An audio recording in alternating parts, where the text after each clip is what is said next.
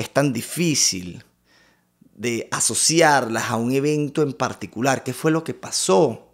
Muchas de estas cosas se nos olvidaron. Potencialmente no las recordamos. Pero aún más importante que recordarlas es poder darnos cuenta de estas reacciones antes de que se apoderen de nuestra conducta, antes de que exista una actitud que es más bien un patrón que nos sabotea.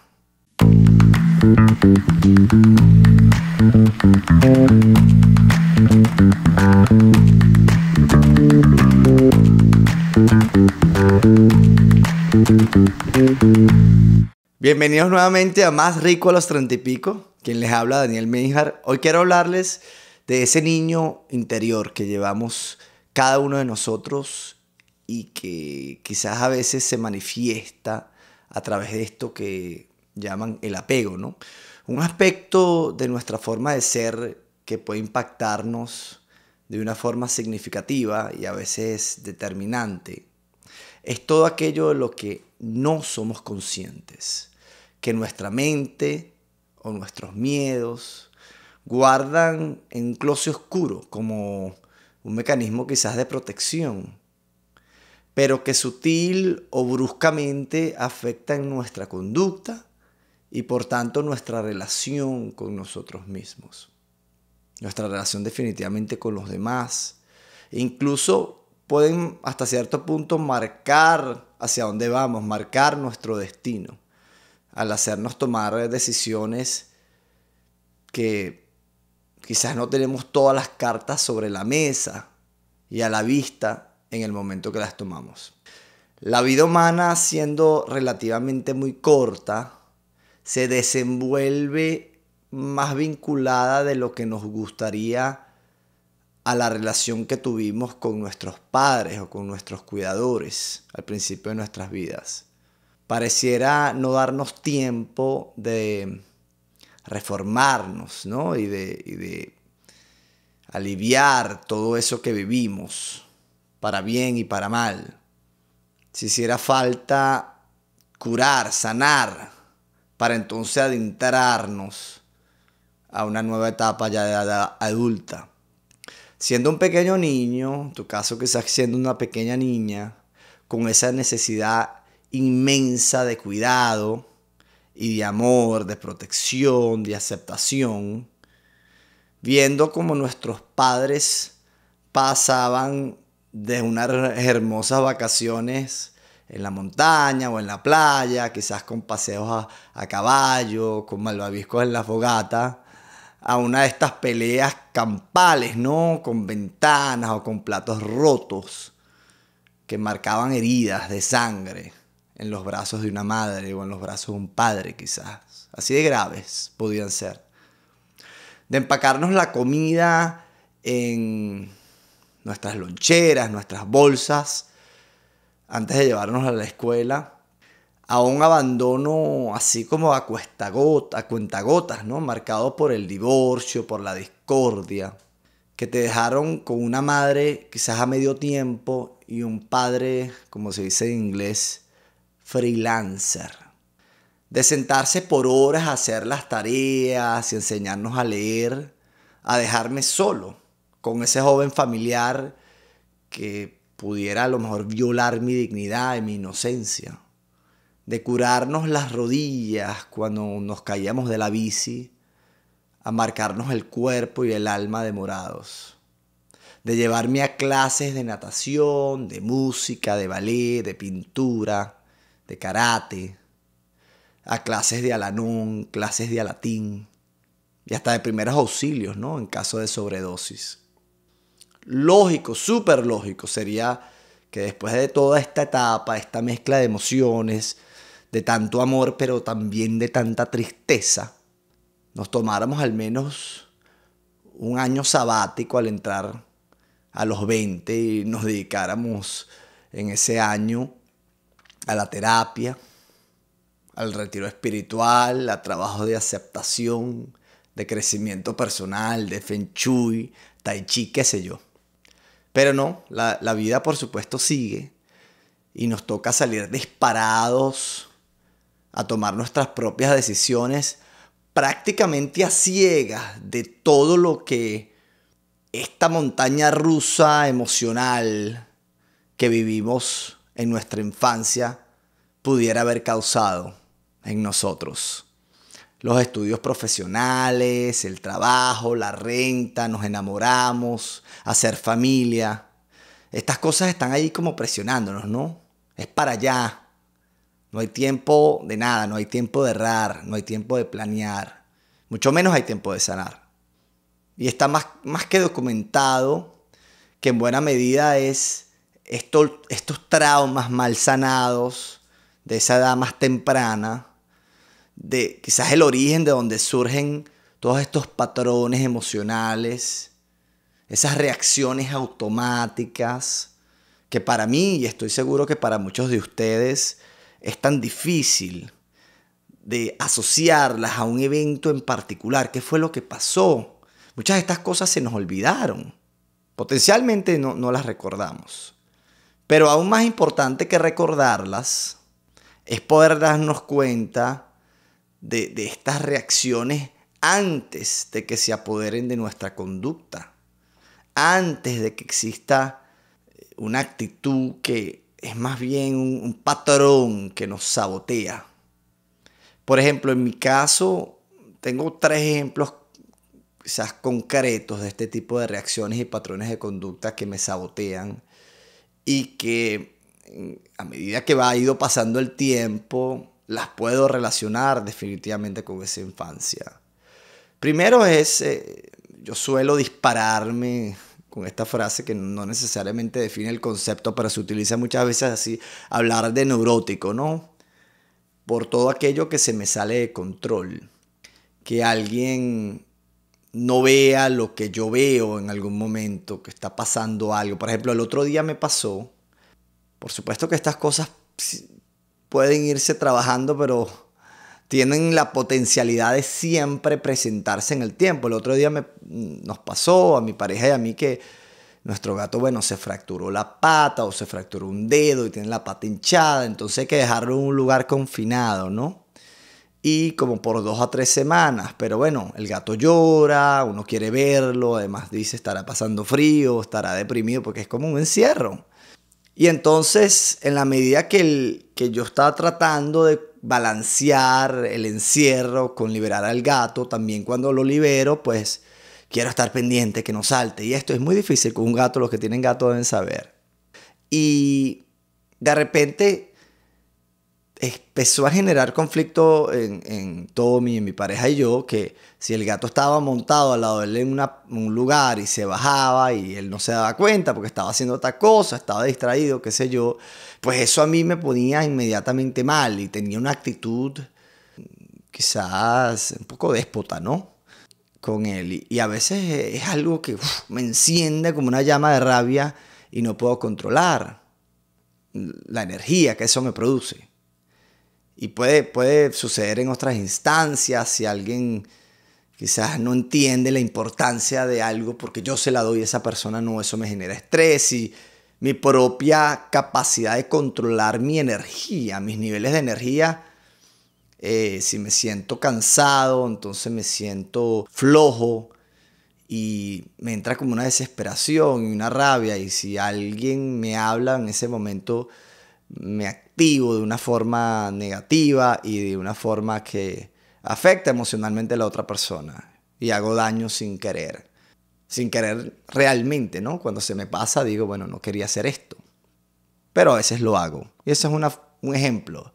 Otro ejemplo que me pasa y que también relaciono con esta etapa de mi niñez es esto de evitar cualquier escalada de confrontación. Me paralizan las discusiones de carácter emocional que se prolongan y que requieren de una conversación. Por estas vivencias donde en mi hogar cualquier cosa se convertía como en un drama, ¿no? Como en una reacción, mejor dicho, apocalíptica. Ante cualquier discusión mi opción era callarme. Y hoy en día también mi opción es callarme o quizás invalidar los sentimientos del otro. Decir, no pasa nada, qué exageración, qué drama, y no permitir que la energía, esas emociones que la otra persona está sintiendo puedan fluir, porque yo no quiero ahondar en las mías. No aborro lo que está ocurriendo en mí y pierdo mi capacidad de conectar con el momento y el problema para buscar resolverlo. Y bueno, un último ejemplo, y quizás el que una marca más visible ha tenido en mi vida, es abandonar por miedo a ser abandonado. Y ya aquí afecta más mis relaciones, sobre todo de carácter romántico, ¿no? Porque existe en mí esta especie de dualidad entre la falsa independencia y la codependencia. He tenido muchas relaciones de carácter amoroso en el cual, ante cualquier tipo de duda sobre el compromiso de esa persona hacia estar conmigo, yo sobreactué y bueno, como las ratas, abandoné el barco. Con los años, por supuesto, me fui dando cuenta de las posibles razones, y es que ante el abandono físico y emocional de mis padres, yo siempre le he tenido muchísimo miedo al dolor y al abandono. Y como una forma de hacerme supuestamente respetar, o como una forma de evitar sentir ese abandono, no me involucraba con las personas de una forma completa. Una historia, por ejemplo, cuando estaba saliendo ya más formalmente, un poco más grandecito, con una primera muchacha, noté en ella como ciertas dudas, ciertos bajones, y entonces ella, me acuerdo que cuando yo traté de reclamarle, me dijo, no, yo estoy intentando, yo estoy tratando. Y cuando ella me dijo que estaba tratando, para mí eso fue como una gran ofensa, ¿no? Porque, ¿por qué necesitarías tratar conmigo? Decía a mis, no sé, 18 años, ese ego envalentonado, ¿no? ¿Por qué necesitas tratar? Porque no te es fácil, que acaso no me quieres, pensaba yo. Y mi reacción, por supuesto, fue mandarla al cipote y quizás perderme la oportunidad de tener una relación un poco más profunda. Y ahí, bueno, estaba experimentando, ¿no? De principio. Luego, cuando sí llegó esa persona a mi vida que se quiso involucrar, por supuesto que yo estaba, no solo por eso, sino porque era una persona genial, estaba totalmente enamorado de esta persona, y esta persona me correspondía. Y tuve una relación genial, muy sana, que duró varios años, donde nunca hubo, o muy poco, una frecuencia muy poca, y cuando existía esa medio frecuencia a veces generaba conflicto, pero nunca hubo una posibilidad de que se acabara hasta que se acabó. Y cuando se acabó fue precisamente por un bajón, ¿verdad? Después de años hubo un bajón en nuestra conexión por distintos errores que yo cometí y que ella estaba cometiendo, pero al yo darme cuenta que su mente estaba en otro lugar, mi nivel de actividad emocional y de sobrereaccionar ante su actitud fue inmediatamente terminar la relación, ¿no? Y no dar espacio para una conversación sana, para tomarnos el tiempo y valorar el tiempo que teníamos juntos y ver hacia dónde nos llevaba, si lo podíamos resolver. Yo no quise y salí huyendo, despavorido, ¿no? Hubieron otras facetas de esta historia donde no me di la oportunidad de evaluar si había algo más, ni le di la oportunidad a esa otra persona, y eso, por supuesto, fue un gran detonante de un proceso que me tomaría mucho tiempo evaluar como un gran aprendizaje. Del ensayo y el error en la vida comencé a darme cuenta de que mis tácticas en relaciones, a veces eran tácticas y a veces eran reacciones automáticas, en vez de protegerme, me saboteaban, me aislaban como individuo, no me permitían relacionarme realmente en lo íntimo y de disfrutar esa intimidad que es tan maravillosa, de disfrutarla sanamente y de tener esa compañía sana con otra persona. Fueron muchísimas después las historias de personas a las cuales no me daba el tiempo, ¿no? Era como un clic, veo desinterés, veo, siguiente. muy valiosas que les tengo gran cariño y no necesariamente converso con ellas, pero está ahí, en retrospectiva, está ahí un gran aprendizaje. Además me mantuve por mucho tiempo en un estado de inconformidad, ¿no? De una necesidad también de validación de la otra persona. Si me das un poco de tu atención, me siento atraído hacia ti. Pero eso tiene, por supuesto, una vertiente peligrosa para uno, que cuando empiezas a atraer a esa persona espejo y me daban y me quitaban atención emocional muy rápidamente, entras de nuevo en esa gran montaña rusa de emociones que logra debilitarte y quizás validar tu sufrimiento, porque vienen personas que juegan con tus emociones, ¿no? Con esa dependencia. Y bueno, ya al detectar un patrón que realmente me estaba afectando, pues a mis 30 comencé a decir, bueno, ¿de dónde realmente viene esto? Y bueno, por supuesto, ¿dónde está la solución? Pero me tomó muchos años. Y aquí vienen las herramientas que hemos comenzado a traer a la luz, ¿no? Aquí en Más Rico los 30 y pico. Primero, bueno, la reflexión, por supuesto. ¿Qué yo llamo reflexión? Parte de reflexionar pasa por un proceso de investigación de conceptos, ¿no? ¿Qué lenguaje puedo utilizar para darle una explicación coherente a mi experiencia?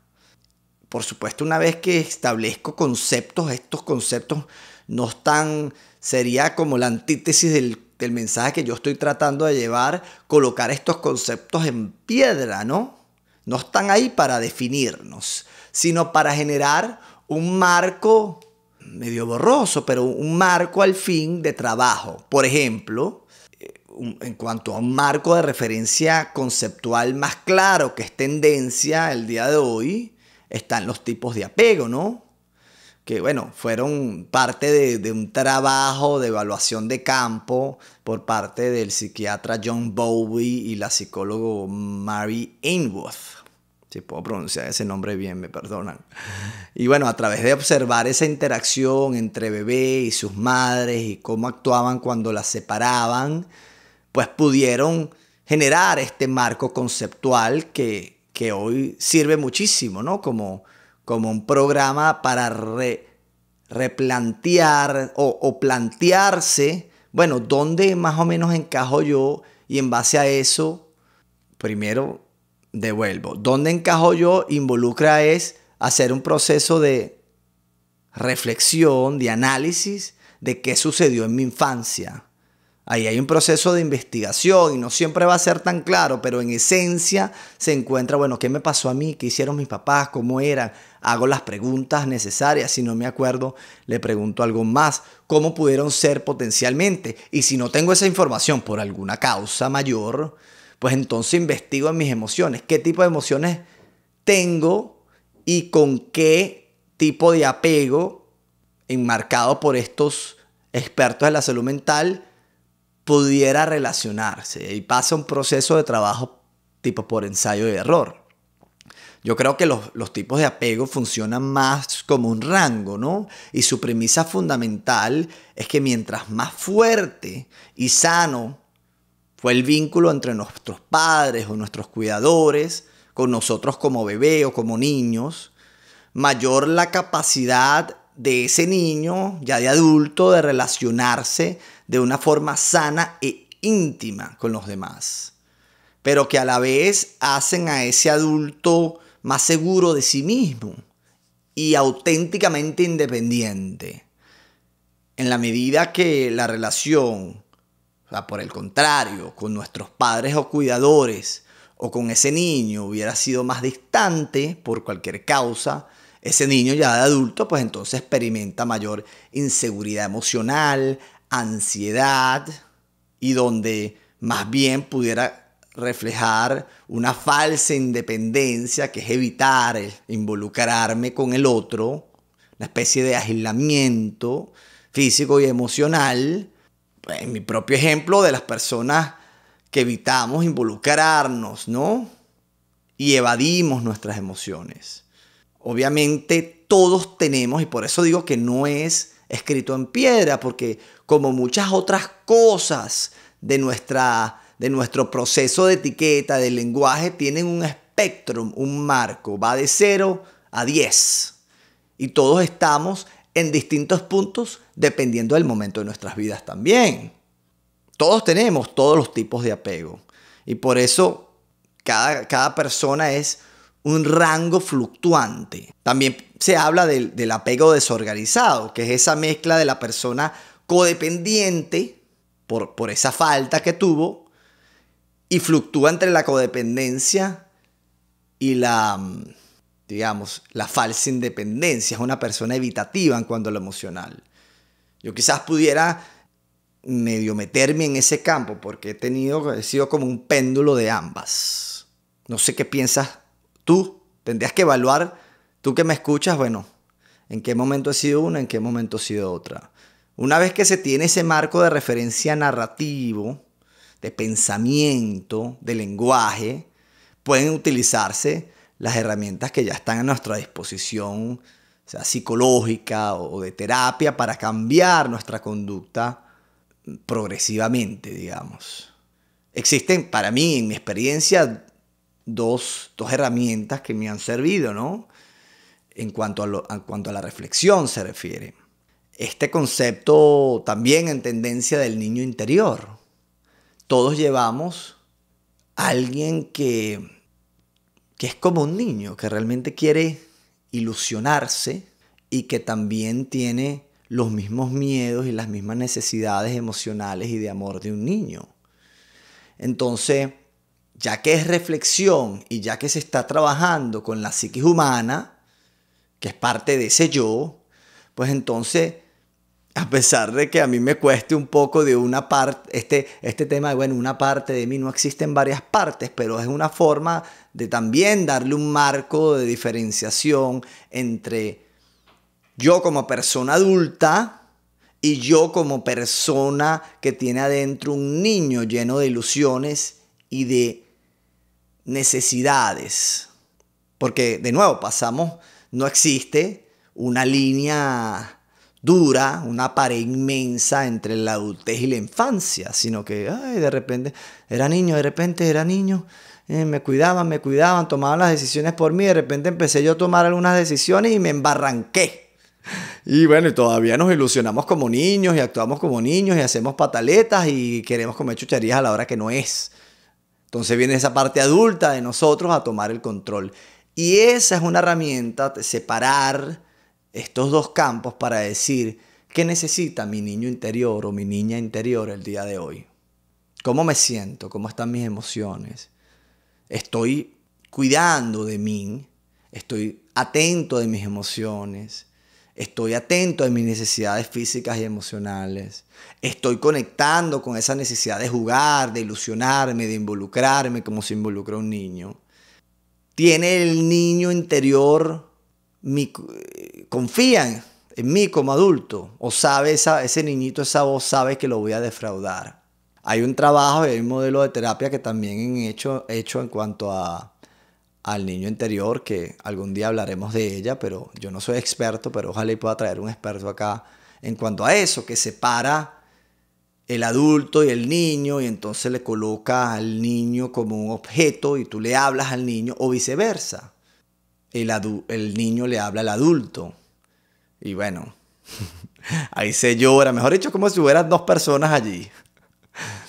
Y otra herramienta que también está dentro de mi experiencia, cuando digo que está dentro de mi experiencia es que yo la he probado y me ha funcionado, capaz ustedes la han escuchado o la han utilizado, es tener una relación más íntima con personas que tienen una conducta que está alineada al apego seguro. O sea, que en ese espectro, ese rango, están aparentemente, no superficialmente, pero su conducta indica y su círculo familiar indica que en su familia tuvieron muchísimo amor, pudieron contar con sus familiares o con sus cuidadores de una forma sana, fueron respetados, fueron amados, fueron aceptados y hoy en día se comportan en consecuencia. Son legítimamente independientes, por un lado, tienen límites, pero no tienen miedo a intimar. Pueden profundizar emocionalmente y te demuestran que su intención no es irse de tu vida, sino involucrarse, van a estar ahí. Ahora, todas estas herramientas, yo menciono 2, pero existen otras, digo que son de reflexión porque dependen de la psiquis, dependen del yo, del lenguaje, de cambiar y empezar a trabajar con nuestra narrativa mental. En el capítulo anterior les hablé del lenguaje, los invito a que lo escuchen, porque el lenguaje es pensamiento, sin lenguaje no hubiera esta narrativa, no esta capacidad humana de hacer historias, y en la medida que nos cambiamos nuestra historia, nuestra programación narrativa, podemos aliviar muchísimo esta identidad que es tan sutil, tan difícil, esta identidad del apego. Es inconsciente, es dificilísimo trabajarla porque a veces la trabajamos solamente porque empezamos a ver un patrón y una consecuencia de ese patrón, pero nos toma muchísimo tiempo y quizás muchísimas oportunidades perdidas. Por supuesto, no por hacer preferencias, para mí la reflexión sí es una herramienta, pero también es un punto de inspiración. Pero existe otra herramienta que es esa capacidad de observación propia. Y hemos hablado que a través de la meditación podemos ponernos en sintonía con lo que está ocurriendo con nuestro cuerpo, con nuestras emociones, con nuestra mente y ganar un poco de distancia sobre ellos. Porque la narrativa mental nos mantiene en automático metidos en la historia. Vamos al trabajo, luego vamos a la casa, cocinamos para el día siguiente, el fin de semana, la actividad, el cumpleaños, hubo una pelea, no le hablo, se fue. Estamos ahí día tras día. Entonces necesitamos un momento de generar esa pequeña distancia entre esa narrativa mental y esa cantidad de actividad, de acción y reacción, efecto, causa, efecto, causa, efecto, causa, para observar qué es lo que está pasando realmente de nosotros. Yo hablo mucho de Sadhguru, por ejemplo. Él dice, más o menos, ¿no? Parafraseando, dice que la gran paradoja de la experiencia humana es que si usted, que me está escuchando, huele mal, huele muy mal, no se ha bañado en 10 días, todo su alrededor, el mundo entero, se da cuenta de que huele mal. Pero a pesar de que yo tengo la nariz aquí pegada de mi cuerpo, no me doy cuenta. Esa es la gran paradoja de la experiencia humana. Entonces la meditación viene a fungir ese efecto de separación de nosotros mismos para darnos cuenta. Si podemos hacer una pausa diaria, cerrar los ojos y hacer eso que se llama en inglés un check-in verdadero, ¿no? No de hotel, con nosotros mismos, podemos empezar a observar esos patrones de pensamiento. Podemos estar ahí, de conectar con lo que está ocurriendo en nuestra propia mente. Podemos acceder quizás a los eventos y a las emociones que están ahí metidos en nuestro inconsciente. Y más importante, podemos ejercitar músculo, de estar en la práctica de observarnos, de estar en el presente, cuando surgen esos gatillos emocionales que nos hacen caer en patrones de conducta que no nos favorecen, van a volver a surgir durante el día, pero nosotros en ese músculo que desarrollamos a través de esos 10, 15 minutos de meditación, ¡pum!, los cazamos, ¿no? En ese microsegundo tomar una decisión distinta, un día a la vez. Es un acto de verdadera conciencia, de hacernos conscientes de lo que está ocurriendo dentro de nosotros y más allá de lo que está en la superficie. Muchísimas gracias por esta nueva oportunidad que me dan. Hasta una próxima oportunidad.